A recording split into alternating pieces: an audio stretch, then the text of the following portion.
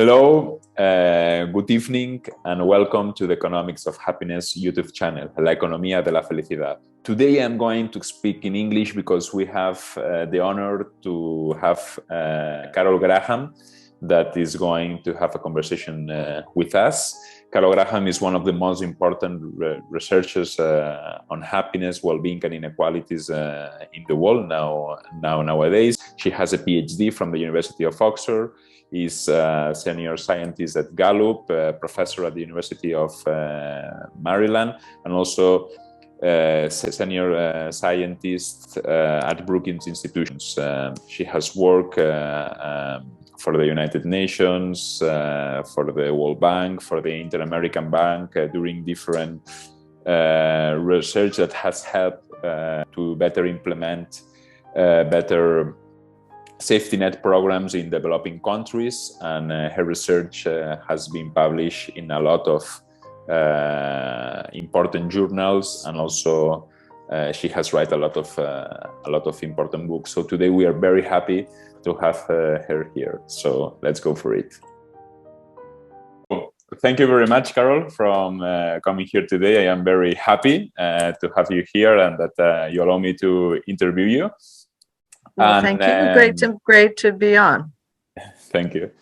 And first of all, I would like to ask you a question that probably you have been asked other times. That is, what are the most important conclusions of your research? What do you think that are the most important conclusions? Wow. Well, that's a big question, because I both work on the determinants of happiness, but I have also been working on using well-being metrics more generally to track despair and deaths of despair and ill-being. So it depends a little bit what side of things you want to talk about first. Like, what are the most important determinants of happiness, or what are some of the applications of the measures? And they're sort of different. Actually, this is very related to the second question. That I knew that this first question was very general, so I knew that maybe I have to be a bit more specific.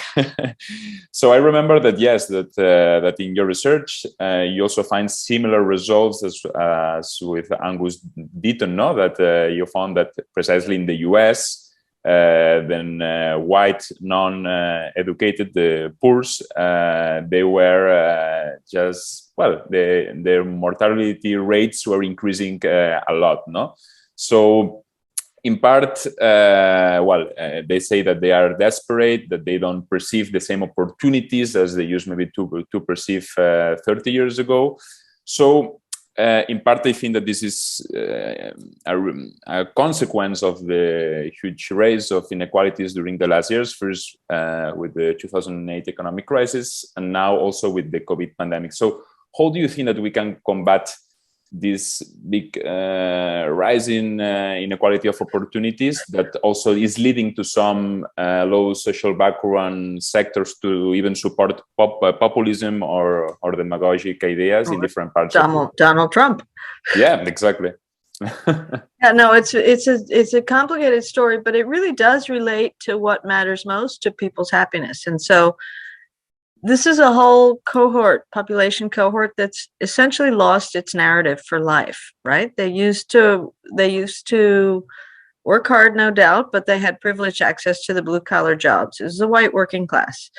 And now they're really being caught up with by minorities who have been making gradual, if hard fought, progress. So, and also because minorities have had a trajectory of dealing with discrimination, of multitasking, of having to not, they never really fully believe the American dream and the system works and everything will work out. And so they've also built stronger communities of bonds, no? Empathies, communities of support. I mean, I think probably in Spain, as we have in Peru and Latin America, they're more the extended family, whatever it may be. Everybody's your aunt or uncle, even if they're not really. But it matters to there's a sense of a community behind you that helps, and I think the very narrow immediate family structures and the very individualistic work ethic of white Americans and white blue collar Americans in particular worked well when the jobs were there. right? And they had privileged access to the jobs. But when that fell apart and went away, and the families fell apart when the jobs fell apart, and then there was a drug crisis on top of it, what you got was a whole swath of the population that believed in some version of the American dream, and yet it wasn't working, and they didn't have another narrative. Versus minorities, I think, were able to continue to get ahead. What is remarkable now, and what when you say what can we do to prevent it, I think we need to train the next generation to prepare for the future labor market, the labor markets of the future. And they're not going to be the same, and they're not the same skills, and low skill jobs are disappearing. And so it's not that everybody has to go to university, but you need people to train with different kinds of skills, socio-emotional skills, programming skills, other things that youth can acquire if they study a little bit beyond high school and go to technical school or vocational school, or even better, college, but it doesn't require that they go to college. And the most recent thing I've been looking at is very differential beliefs about the value of higher education. So minorities in the United States, Hispanics and African Americans, still believe in getting a higher education as the way to essentially get out, right? Get out. To get ahead. It's not just going to happen. The jobs aren't just there, and you don't have privileged access to them. So you need to educate yourself. For some reason, first of all, the white blue collar class doesn't have a trajectory of going to college. So most of the parents of the, say, young adults have not attended college, and they did okay, not great, but their children are looking at a not a good future. And yet they don't believe in higher education. And that has gotten mixed up in the political politicization and populism and lack of faith in science and lack of trust in universities because, they produce science and it's coastal plot. It's actually really, really depressing. Can we do anything about it? I don't know. I have a new book coming out called Hope and Despair with Princeton Press. And the question, it's not really an answerable question yet, is can hope be learned? Can hope be learned in populations where it's lost? Can we learn lessons from hopeful minorities who remain resilient and hopeful despite disadvantage?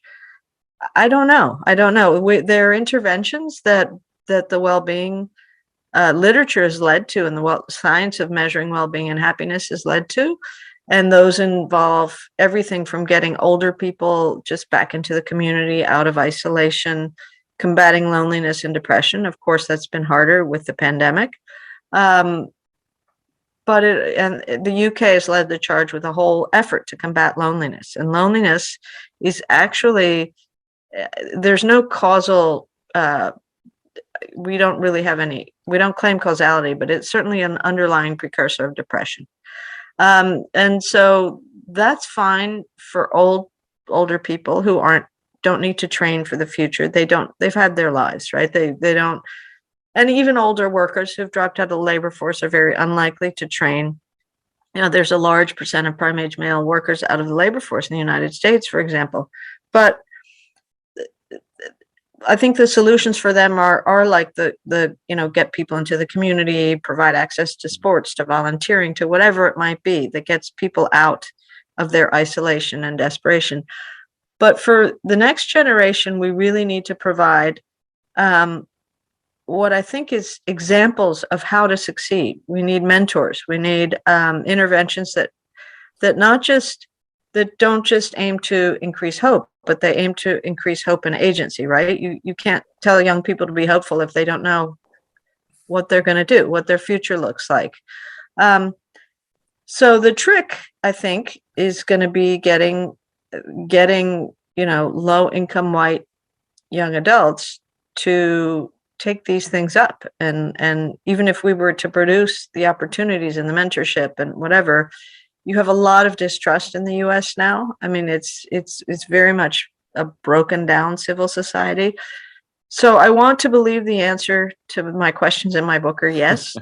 And I think we have a lot to learn from what's been done based on the study of well-being and the colloquially I put the study of happiness, but and I think COVID has opened a new door, at least in the United States, which has been slower to adopt, measures of well-being and its statistics, and to realize this side of things matters, that people's mental health and well-being matters, not just to their health, but to their productivity and to civil society as a whole. And so I think because of the big concerns that COVID has brought about mental health, about increases in gun violence, increases in drug overdoses, it does provide an opportunity to prioritize well-being in a way we haven't before. And I think there's some, to the extent our politics functions, which is a big if, there's an opening to get, to sort of make some progress. And I think we can learn from other countries, from the UK, from New Zealand. Canada's now taken on well-being. I don't think Spain really has yet, but no. soon enough, yes. Whatever. So there are solutions that are possible. Whether they are going to be implemented and whether they're going to work is another big question. Indeed, now you touch in your excellent answer. Thank you, Carol, for this very good answer. You touched 2 points that also I was going to ask you that are very related. The first is, what are the role of cultural cognitive bias? Because, for instance, I have done some research on perceptions of opportunities and well-being. And in the US, of course, they have this optimism bias that they want to believe a lot of them in the land of opportunities, as you know. And then when they see that they really cannot take care, they cannot have these opportunities, is when negative shock comes. No, whereas in other societies that maybe are more collectivistic, they are more used to be a bit more pessimistic. So it's the other way around. So this was the first question. What do you think that is the role of this cultural cognitive bias in order to build more hope within public policy? And the second, and maybe it's a bit different, but I think that also it's important and related to your answer, is, do you think that the step by step and after this COVID pandemic, governments are going in the world, especially maybe OECD countries, to also complement GDP with well-being and happiness more seriously, that are going to really measure the progress of societies now after that, and maybe, I don't know, in the next 10 years, including happiness when more seriously as a way to measure the progress of the society? So both very good questions, and let me start with the first. I think it's I call it the curse of the American dream in a way, right? The sort of strong emphasis on the individual, the lack, the strong emphasis on self-reliance. Those are all admirable things. But when the system doesn't work, sometimes you need some collective support. When you're there is something about large extended families, even if you aren't related to them, that are very supportive. I mean, they can be a pain too, but yes. But no, as you said, the kind of the sense that if you have a more collective society that understands that everything doesn't always work, and it may not work, but you have some sort of a social cushion, that and if you fail, you don't fail alone. It's not all your fault, right? Sometimes the system doesn't work. Sometimes the system's not fair. You have a financial crisis. And in the US, it was very much driven by excess greed by the certain markets and the housing bubble and all sorts of other things. And yet the real price was paid by the little guys, not by the big guys. And I understand they had to bail out the financial system, because if they didn't, it would only get worse, right? So the financial crisis getting worse was going to hurt the little guys even more. But somehow the solution was hardly fair, right? The people that really suffered were people that suffered long-term unemployment or never recovered their jobs, or people who lost their homes because of housing bubbles that had really nothing to do with them, but they were sold, stacked mortgages or whatever. And so I think it is time for a recalibration. Now, at least in the US, I don't know how possible it is right now. We're very, very divided, frighteningly so. Is there an opening to think about well-being? Certainly, I think a lot of countries will. I think a lot of countries are. And I think it's very important to remember we're not talking about throwing out GDP. I like the way you phrase the question, which is that you just complement GDP with other measures. And the idea is that GDP measures, in a way, it takes the economy's temperature whenever you measure it, right? You are you're seeing how things are, how much you're producing, what you're not producing, how does it compare to last year, whatever. Well, with well-being measures, you add a few measures to your official statistics. The Brits only add 4, and yet they're able to track what's happening in their society each year as they track what's happening in the economy. And the thing with well-being measures is they don't change much, right? So when they change a lot, you have a problem. So if a population experiences a big decline in well-being, or if a region, you see like a region where a whole region seems to be, has dropped a significant number, and it's only an 11-point scale, so it's not much, but you drop a full point or point and a half, and that's something to look at. So you're simply doing this, you're tracking society's well-being as you track the economy's well-being, and they complement each other. And it's not expensive. It's not supposed to be a tax on the economy. It should be a complement to our economic performance and productivity. And it's very simple to do. It's more, I think the UK and New Zealand have gone further in good ways, which is to use well-being as a frame for establishing priorities.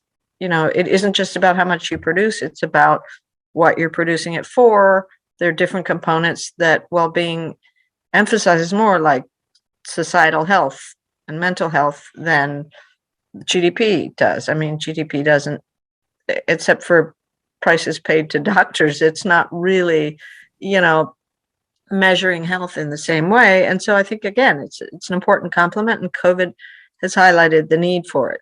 So I think I can see a lot of OECD countries going ahead further, following past. I don't know what's going to happen in the US. They have started to include metrics of anxiety and depression, at least in the standard surveys, in some CDC surveys, in HHS surveys, even the Fed Shed, the Federal Reserve Board's kind of tracking annual survey of household wealth.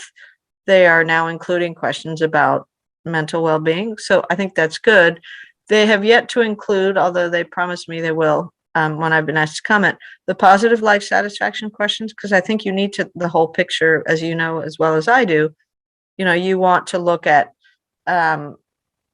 these things can coexist. I mean, you can have people's anxiety increase and they remain optimistic, like African Americans do during COVID in the United States, versus complete despair and deaths of despair, which is a whole different issue. And we find that our metrics of well-being over time track very closely with the service warning indicators of deaths of despair. So optimism fell among less than educated white men, less than college educated white men, beginning in the late 70s with the first decline in manufacturing, 20 years before people were dying at record rates. Had we just continued to track that, we would have seen this despair slowly increase in the United States over the next 20 years. You can look at historically in the BRFSS data and some other more historical data sets, and you see that that there were warning signs that something was wrong, and yet we didn't know. We were caught surprised by Case and Deaton's initial paper that all of a sudden mortality rates were going up in the U.S. rather than down, driven by preventable deaths among middle-aged, less than college-educated whites. That seemed, it was a big surprise, but we could have looked at the metrics before had we been tracking them officially and noticed that. And in fact, my initial work on the big gaps in optimism among African Americans and Hispanics, but particularly the gap is for low-income Blacks compared to low-income whites, biggest gap. that came out. We finished the first stage of that before we knew about the deaths of despair. And then the deaths of despair paper came out. And I remember writing Ann and Angus and saying, wait a minute, your metrics of death and my metrics of ill-being are telling the same story for the same people. And so, I'm hoping that over time we can start to take those findings a little more seriously. And that's the other opportunity in a sad way that COVID brings, which is, the deaths have increased more during 2020. At least overdose deaths have, and gun violence has. And so the two, it's not a good sign when 30,000 more people in 2020 die of overdose than did in 2019. The other, I know it's crazy. The other more complicated thing is that we are seeing minorities who were not represented or were very, very barely represented in the deaths of despair starting to enter into the, at least dying of overdose. So, and some teen minority suicide among educated teen minorities. So it's getting more complicated, but certainly time to deal with it. Totally. Thank you, Carol, for this also very good answer. And yeah, I totally agree. Now, I also would like that we move outside the OECD countries. For instance, when we look at the United Nations happiness report rankings, and you see all happiness report. Yeah, see the World Happiness Report. For instance, I am still shocked, that a lot of African countries has a life satisfaction level of maybe 3, in comparison with others. So as more levels of development countries reach, the happiness step by step is increasing. So do you think that in the next decades, as more and more countries try to introduce safety net programs, developing countries, I mean, at the end, we are going to reach a level that at least any nation in the world is going to, reach a happiness level of at least 6 or 7. And at the end, we are converging towards that? Or do you think that how do you see that that this relationship between poverty, big inequalities in the developing countries is going to develop in the following years, taking in consideration that it seems that the empirical evidence says that as more safety nets and more kind of welfare state programs you introduce, people have always higher levels of well-being? Yeah, I think we'll see some convergence, not least because some rich countries like the US are falling in the rankings. Yes, which reflects the problems we have. I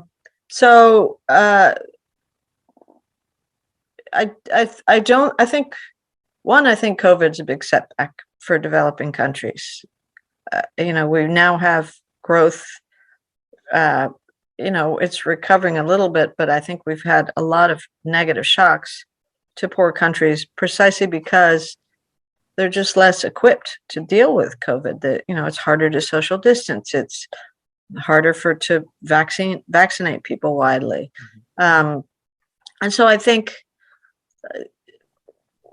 I'm cautiously optimistic that over time, yes, we're going to have some convergence for sure. I think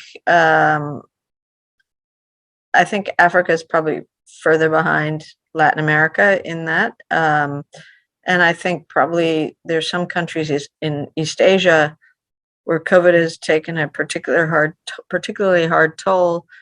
And in a way, because they're more urbanized, because they sort of have these more big industrial cities, COVID's been harsher. And amazingly, African countries have done quite well with social distancing and lockdowns. I don't think they were happy, but people were more likely, it seems, to comply in Africa, based on some studies I've read, than they were in many other countries. And I think that has to do with a combination of distance and sort of the extent to which they're urbanized. But I think more generally over time, yes, we're going to see some convergence. And I mean, the other thing that one can be cautiously optimistic about is that people, a lot of health care and health technology and health advances in curing diseases is about technology transfer, knowledge transfer, and that can occur at any income level, right? So when you look at, for example, gains in life expectancy over the past 20 years in poor countries, those have been much faster than they were for the industrialized countries 100 years ago, right? I mean, once the knowledge is available, granted, some treatments are expensive. There are things that aren't as easily transferable. We have it now with the debate over vaccine availability. But I think in general, you're starting to see, a first step towards convergence just by the elimination of diseases that we didn't used to be able to eliminate, right? Like polio. And now, again, we have people that refuse to get vaccinated now in rich countries, and that's pretty stupid. But that's another story. Totally. Yeah. Yeah, totally. I also think that there's going to be some convergence, and thank you for the answer, Carol. And well, I have two other questions that I think that are quite easy. The first one is, can you recommend us 2-3 books that for you are important? It can be also your own book that you reflect that. Yeah, I mean, it depends what you want to know. I mean, there's some very good reviews of what we know, what we've learned from the literature in some recent books. There's a wonderful book by, it's like Andrew Clark, Nick Pautave, Richard Laird on happiness over the life course that it says a lot, including about kind of generational transfer of well-being and the kind of the big picture. There are a lot of basic books about the basic determinants of happiness and the science of well-being, and the list is sort of long, so probably too long for me to go into. I mean, my latest book, Hope and Despair, is really kind of, it's new and rather risky, right? I mean, you tell economists they need to worry about hope, and you're very likely to get in trouble. So I'm waiting for that.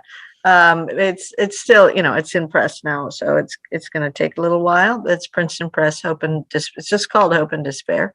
And then Richard Easterlin has a really nice new book on kind of the history.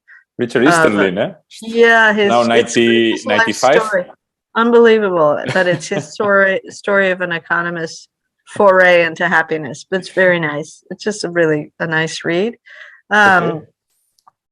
He told me, by the way, he told me that he was going to collaborate in the encyclopedia, but I should write him next year because now he has a lot of work. And I said, whoa, all right, you're 95 years old, That's great. He's a dynamo. Yeah. No, now you make me feel guilty. No, it was it's very fun. Yeah. So yeah, I think, and I think there are a lot of other great books out there. The ones I try and avoid, though, are the ones that on how to be happy. They tend to be, they're not based in the science, and I think we still have trouble as economists that work on well-being. That the term happiness seems to elicit how to be happy, right? It's very unclear versus, you think the science of well-being and think that's nerdy and boring. And so people that want to be happy are probably likely to avoid it. But, we're trying to build a robust science of well-being measurement and what we can learn from it about making people's lives better in scientific ways. And so the sort of, for a while, it doesn't happen as much anymore, maybe because I'm working on death rather than happiness, or despair and death more than happiness. But journalists would interview me, and then they always asked at the end, are you a happy person? What's the key to your happiness? I'm just like, I'm not answering that because that's not the point of the exercise. Yes, I'm a generally happy person, but it's still a trick. And I think that's part of the reason the science hasn't been taken seriously, because it's sort of, but we've made great progress. Who would have thought governments around the world would be implementing these measures? Totally. Yeah. So, especially in the last 20 years, now that also there are more panel data available that we can track the same individuals across right, time. that's really helping, and it's allowing us, I think, to do what makes it a much more robust science and more important science, which is to show that people with higher levels of well-being actually perform better, they're more productive, they're healthier, they live longer. Exactly. Shouldn't we know more about that? Totally. And that's why I think that, I thought it was great, that to have you here and that we talk about that. And my last question, Carol, is, do you have anything else that you would like to say, that you would like to talk about related to all the topics that we have been more or less touching?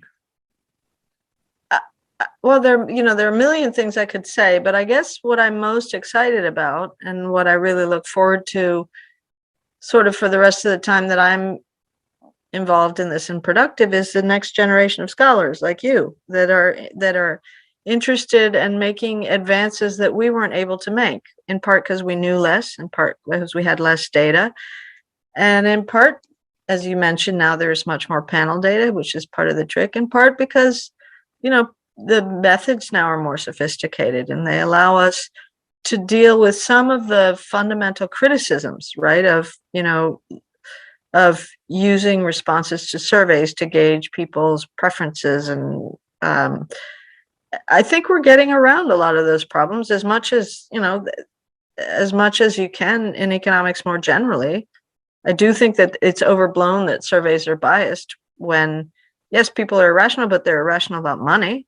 There's a lot less incentive to lie to a happiness survey than there is to lie to a survey about your income, which a lot of, all the household expenditure surveys are based on responses about what people's expenditures are, right? So I think we have really, when I step back and think, I think we've made a lot of progress. And interestingly enough, as tragic, very tragic, the COVID pandemic has been, I think it's highlighted the importance of what we're doing and what we're learning and what we're able to contribute, not just in terms of scientific discovery, but in terms of informing policy and really broadening the horizons with which we design it. So that's the more positive end to, a lot of work on deaths of despair, I guess. But fantastic, Carol. So that's it. I just have all these questions. And I think that, we touch all the points that I really want to touch, and your answers have been very good. So thank you very much, Carol. Great.